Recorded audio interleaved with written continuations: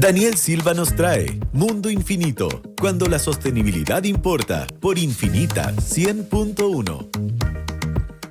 Ya, estamos de vuelta con un tema que yo creo que va a cobrar cada vez más relevancia. Tiene que ver con el tema económico, pero con un concepto que se llama economía verde. Y estamos con alguien que ha escrito sobre esto, que ha teorizado sobre esto. Es autor de un libro que se llama, valga la redundancia, Teoría General de la Economía Verde. ¿Cómo enfrentamos la discusión económica desde el mundo real, desde el deber ser, edulcorada? Bueno, miren, puede convivir el desarrollo económico con el cuidado del medio ambiente, que son preguntas interesantes y que se están discutiendo no solo en Chile, a nivel mundial. Insisto, tenemos una crisis mundial en los ecosistemas, con el tema de la basura, que responde a un tema mucho más estructural de cómo hemos ido desarrollándonos, ¿no? Como civilización en los últimos 80, 100 años. Bueno, vamos a hablar de este tema y estamos ya en contacto con Sebastián Moneta. Él es autor de este libro que está conectado con nosotros. Sebastián, ¿cómo estás? Bienvenido. Hola Daniel, muy buenas tardes. Mi nombre es Sebastiano, sí, no Sebastián. Ah, perdón, tienes toda la razón. Aquí lo estoy mirando, Sebastiano. Pensé que había sido un error de tipeo, me disculpo. Ya, Sebastiano, estás con nosotros, estás conectado. Un gusto estar con ustedes y los auditores. Gracias, muchas gracias. Iniciemos con los fundamentos. Siempre es interesante partir por lo fundamental. Cuando hablamos de economía verde, ¿cómo se lo explicamos a la gente? ¿Qué es este enfoque de la teoría de la economía verde con este apellido?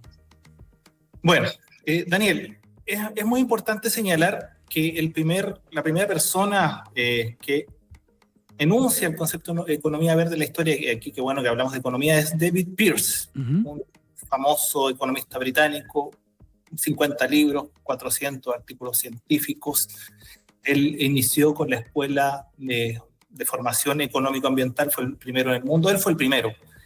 Entonces, el concepto le pertenece a él. Okay. Pero se han adueñado una serie de personas de un concepto que le pertenece a él y entidades, porque hoy día el concepto de economía verde está en los organismos internacionales definidos, se menciona por gente que no es parte del estudio económico. Entonces, si tú me preguntas qué es la economía verde es el integrante de la ciencia económica que se preocupa de los problemas ambientales de palabras bastante simples, y que le pertenece, y es muy importante, le pertenece a la ciencia económica a raíz de que el señor Pearce, una eminencia histórica de economía, fue el primero en anunciarlo y trabajarlo y obtener resultados al respecto. Perfecto. Partiendo de esa base entonces, ¿qué es lo que propones tú en este libro también? ¿No? Porque te suma a las personas que escriben, que teorizan, que reflexionan, lo cual siento que es súper importante. En momentos en que nos dejamos llevar un poco por la cascada informativa, tiene que haber personas que digan, a ver, espera un poco, yo quiero pensar un poquito, quiero pensar, quiero reflexionar, quiero leer y quiero plasmar esto en un libro, para que las personas también, otros, puedan entender un poco más. Entonces, ¿qué es lo que tú nos estás presentando? Sí, lo primero es que uno necesariamente tiene que abordar la problemática. Es decir, no te puedes ir tú a la teoría económica dura sin abordar la problemática. Y a propósito de esto, quiero darte una cifra. En el año 1998 se hizo un estudio, tal como mi libro se trabajó durante muchos años. El señor John Davenport hizo un estudio en Estados Unidos que reveló que en el año 98 ocurrió algo que a nadie le impacta, pero yo quiero mencionarlo. Dale. Estudió determinó que 1 millón de animales vertebrados mueren atropellados cada día en Estados Unidos en el año 98. Imagínate tú cómo será en el mundo, cómo será hoy. Entonces, así, tal cual, este libro que tú ahí amablemente enfocas, empieza describiendo los problemas ambientales que son evidentes y que podemos hablar solo de ellos. Pero la diferencia aquí con este libro es que yo personalmente quiero personalizarlo, ya que tú me haces esta pregunta. Yo tomé los manuales más clásicos, yo no sé si tú tuviste economía en el colegio, pero tomé los manuales más clásicos de economía, Mankiw, Samuelson, Krugman, Miller, Acemoglu, que es lo que se enseña principalmente a todo el mundo en las universidades, más bien en Occidente. Ya. Tenemos, y dije, ¿qué se habla ahí del tema ambiental? ¿Qué se habla ahí? Y la verdad es que lamentablemente es bastante poco, porque lo ambiental está en el estudio de las externalidades. No sé si tú recuerdas. El estudio de las externalidades hace un análisis costo-beneficio, y este análisis costo-beneficio que realiza se enfoca en la medida cuantitativa que tiene la economía de ver los fenómenos, que es tanto lo nominal como lo real. Lo nominal es dinero, moneda, y lo real es cantidades producidas. Entonces, a partir de de esta pequeña parte que la ciencia económica ofrece para hablar de temas ambientales, que es el estudio de las externalidades, aparecen personas fuera del mundo de la economía, especialmente de la economía ecológica, del mundo de la ecología misma, de la biología, y dicen, al economista solo le importa el dinero. Solo le importa el dinero porque el análisis costo-beneficio, que es lo único que está en los libros de economía sobre temas ambientales, en estos manuales, estos libros clásicos, se habla todo solo de dinero. Entonces, a partir de eso, yo dije, vamos a hacer algo distinto, vamos a permear toda la teoría económica, microeconomía, macroeconomía, con temas ambientales, para de esta forma preocuparnos realmente del problema, porque no se le puede culpar finalmente a los hombres de negocio, creo yo, poca preocupación por el medio ambiente si los libros que tienen que estudiar, los manuales, no tienen esto, no existen temas desde otra perspectiva y por supuesto respetando la historia, el lenguaje, los métodos económicos. Entonces, esa es mi propuesta de valor, un estudio de 3 años, página por página, referencias con número de página. Esa es, en grosso modo, mi propuesta de valor. Ahora, si lo vamos aterrizando, por ejemplo, al mundo empresarial y hagamos un foco, un zoom un poquito mejor incluso, solo en Chile, porque esto es un tema mundial, esto se está discutiendo en todas partes. Pero ya, pensemos en Chile, hagamos doble clic, triple clic, 4 veces clic, ¿ya? Entonces, si pensamos en las empresas de Chile, las que pueden tener algún impacto, todas tienen impacto, pero las que tienen mayor impacto, ha habido cambios en los últimos 10 años, por lo menos, respecto de esto, de que todas las compañías están interesándose más o menos, de manera más o menos genuina, en los temas, por ejemplo, de sostenibilidad. ¿No? Todos tienen una gerencia de sostenibilidad, todos están haciendo reportes de sostenibilidad, se están sumando distintas acciones para mitigar un poco el impacto. Por lo tanto, creo yo que, más allá de que a lo mejor no hayan tenido esta educación quizás formal respecto del tema ambiental, y sí mucho el acento en la parte económica, rentabilidad, productividad, en fin, se están empezando a preocupar cada vez más. O sea, eso es un cambio positivo, me imagino que se puede recoger, ¿no? Qué bueno que lo mencionas, porque en innumerables veces en este libro se plantea una verdad que es indiscutible. El tema ambiental es responsabilidad de todos los estamentos de la sociedad. Es decir, suponiendo que la sociedad está compuesta, que volviendo al tema económico, así lo entendía este señor, bueno, se me fue el nombre, pero se acostumbra a dividir entre productores, consumidores y el Estado.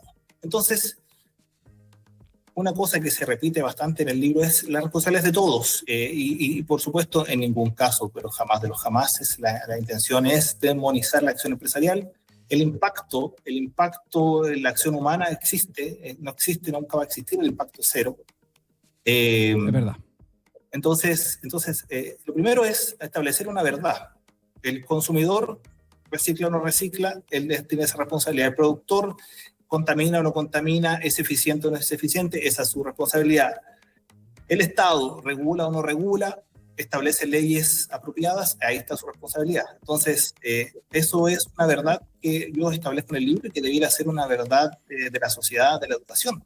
Todos tenemos una responsabilidad en esto. ¿Sabes cuál es? Aquí me permito no debatir, pero sí agregar un punto contigo, Sebastiano, sí. Y es que cuando uno dice la culpa o la responsabilidad es de todos, se diluye demasiado. Es como, es de todos al final, entonces no es de nadie. O cuando uno dice de todos, las personas piensan, bueno, entonces es imposible que todos cambien, por lo tanto, la verdad es que el problema es muy grande y mejor no hacer nada al respecto, ¿no? Lo que digo es, claramente, la responsabilidad es compartida, ok, pero hay grados de responsabilidad, hay grados de poder también, y hay actores que pueden hacer un cambio mucho mayor y que también tienen una responsabilidad mucho mayor respecto del impacto que podrían hacer. Estoy pensando, por ejemplo, si lo súper simplificamos, los mismos gobiernos son los que tienen que poner las reglas del juego, sean populares o impopulares. Las empresas, por ejemplo, de energía, las empresas de combustible fósil, tienen una responsabilidad también en esto. Y la sociedad que se ha beneficiado de estos cambios de la energía barata durante los últimos 150 años. O sea, todos vamos en el mismo buque, pero hay quienes tienen más responsabilidad que otros. Sí, estamos de acuerdo, pero yo hablo desde la vereda económica, porque lo central, más allá de estos discursos que pueden motivar o llamar a la mayoría de las personas, yo te hablo de la economía. ¿Por qué te menciono esto? Porque la economía, uno de los pilares fundamentales es la teoría del valor. Sí. Entonces, ¿por qué tiene que ver la teoría del valor? Porque ¿qué consideran los agentes económicos que ahí no se diluye, porque los agentes económicos es todo. ¿Qué encuentran valioso los agentes económicos? ¿Por qué te menciono esto? Porque los residuos hoy día no son valiosos. No son valiosos y esa es la razón por la que se denominan contaminantes. ¿Qué ocurre también? La naturaleza en ciertos aspectos, en ciertos grados de gran abundancia o de ausencia de derecho de propiedad, no se considera valiosa. Entonces, más allá de que se pueda o no diluir la responsabilidad, aquí se tiene que generar un cambio educativo en el cual, y que está en concordancia con la lógica, porque los residuos sí son valiosos. Los residuos sí son valiosos, son input para la economía circular. Exacto. Aquello que es abundante, como el oxígeno generado por los árboles, sí es valioso a pesar de que no tiene un valor de mercado. Entonces, no todavía. Claro, entonces, cuando tú me mencionas que se diluye, sí, te encuentro toda la razón, pero eso es un discurso no especializado en el sentido de que cuando yo te señalo que es necesario desde el punto de vista económico, y desde ahí también el libro quiere hacer un cambio en generarle una importancia a una valorización, y la economía lo valoriza como puede. Lo valoriza, esto no es una valorización moral, porque la economía valoriza nominalmente y realmente. Entonces, es necesario. Quiero mencionar que en el año 1997, un ingeniero ambiental que después se especializó en economía llamado Robert Costanza, en la revista Nature, cuánto él creía que era lo que le generaba económicamente la naturaleza al mundo por año. Y dijo, son 33 billones de dólares por año. Entonces, eso es lo que también uno de los aportes del libro es, no demonicemos esto, no demonicemos que la economía intenta darle un valor económico, porque es su forma. Como la química tiene todas las unidades de medida, la economía tiene la valorización monetaria. Sí, y también entiendo que es la forma de entrar en la lógica de quienes hoy día están tomando decisiones. Quizás ese es un lenguaje que entienden mucho más. De hecho, me acuerdo muy rápido, así en voz alta, hicieron lo mismo, por ejemplo, con el impacto o el valor que tienen las ballenas, por ejemplo. Dijeron, ¿cuánto vale una ballena en términos de los servicios ecosistémicos que presta a todo el hábitat, a todo el ecosistema? Vale, no sé, 40 millones de dólares cada ballena. Entonces, de esa manera, si bien algunos criticaban eso porque era muy economicista, la economía está en todo lo que hacemos, subyace a nuestra actividad, aunque nosotros sepamos de economía o no, somos agentes económicos iguales en nuestras decisiones, lo mismo los gobiernos, las empresas, en fin. Entonces, es interesante esa mirada respecto de dar este valor. Ahora, la pregunta... Eso también, sí, dime. Daniel, eso también es la novedad, porque y yo me siento orgulloso, quizás pueda sonar un poco vanidoso, pero me siento orgulloso de hacer en este libro, entrar en toda la teoría económica y tratar de entrar en gente que tiene ese resquemor o se sintió ofendido porque se le puso un valor económico a una ballena, explicarle en detalle por qué es correcto y por qué es necesario y por qué no hay algo malo detrás de esto. Puede ser que siga pensando lo que piensa, puede ser que se produzca un cambio en él, pero es lo que el aporte que intenta hacer la ciencia económica, que hace a su vez que, comillas, el mercado también genere cambios positivos, porque el libro también implica mostrar una serie de economías y mercados que están generando aspectos positivos, y estas economías de mercado existen por la formación económica y por las teorías económicas. Y además, Sebastiano, yo lo extrapolo con un pensamiento en el que pongo como denominador común dos elementos que a lo mejor no tienen nada que ver uno con el otro, que tienen que ver, por ejemplo, con la robotización, con la robótica humanoide y con la inteligencia artificial, que muchos dicen, oye, nos va a dejar a todos sin trabajo. En el futuro no vamos a tener trabajo porque los robots lo van a hacer todo. O otros que dicen, las empresas finalmente no les interesa nada el medio ambiente y van a destruirlo todo. ¿Saben qué es lo que yo pienso por simple lógica? La lógica económica, finalmente hay que generar bienes y servicios para que las sociedades funcionen, tiene que haber una retroalimentación, compras. Si yo como empresario despido a toda la gente y todos hacen lo mismo y tenemos puro robot, ok, ¿quién te va a comprar tu bien y servicio? Por una cuestión de lógica, eso no debería pasar.